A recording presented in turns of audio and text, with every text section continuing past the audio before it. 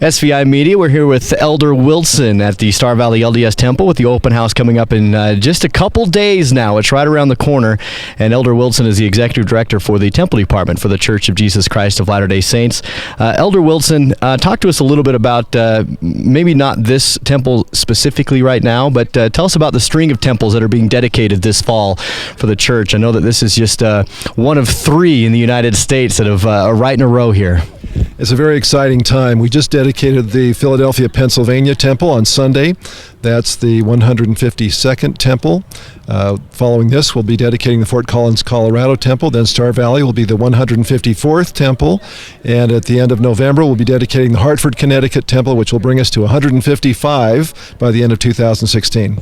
For many members of the LDS Church, they remember during the President Hinckley era when temples really began to be constructed very quickly. And a lot of people remember when the church hit 100, and to think that they're halfway to between 1 and 200 now. Why such the rapid pace for temple construction and at this time dedications? It's a reflection of the ongoing growth of the church across the world and the need to be able to provide these holy temples as close to our members as we can. So in the past, many of our members have had to travel long distances, and in some cases that travel's been difficult. From here over to the Idaho Falls Temple, especially in the winter months, is a particularly treacherous journey. And we are so delighted that we can have a temple closer to the members of the church in this area. Elder Wilson, speaking of the Star Valley LDS Temple, as you've gone to various temples, especially before they're dedicated and that special time, what is it about the Star Valley Temple that makes it maybe a little unique and maybe a little different from the other 153? The temples in the Old Testament were often referred to as the mountain of the Lord. You'll find that phrase in Isaiah and other places in the Old Testament. And I think it's particularly fitting that we have a mountain of the Lord, that is a holy temple, right here in the midst of these beautiful mountains. I think that's one thing that makes it unique.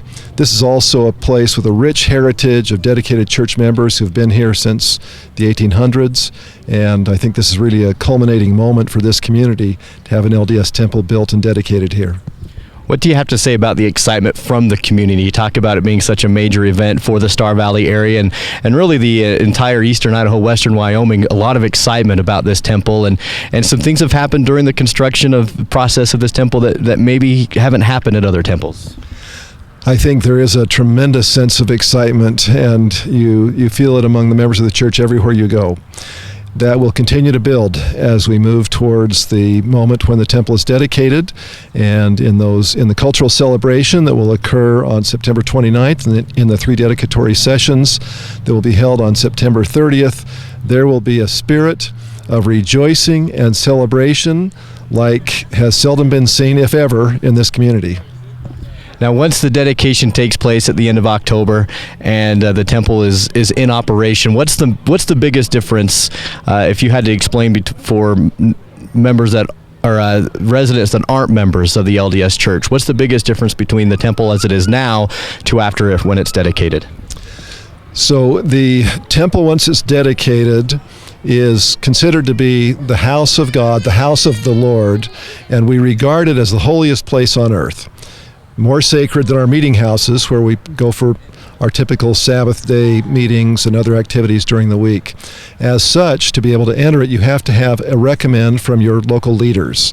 And that recommend indicates that you have met certain standards of worthiness or conduct, that you are living according to the teachings of Jesus Christ in a way that permits you to enter this holy house. So we seek to keep the environment there as pure as possible, and that's why it's limited to members of the church who have one of those temple recommends. Elder Wilson, thanks for your time. Anything else about the Star Valley Temple or temples in general that you'd like to mention today? I think that these are some of the most beautiful structures in any community in the world, and this is certainly one of the most beautiful structures in Wyoming. It is a place where people can go to feel peace, where they can be drawn towards the things of God in a way that is truly unique. And for that reason, I think it will change this community forever. Elder Wilson with the Church of Jesus Christ of Latter-day Saints.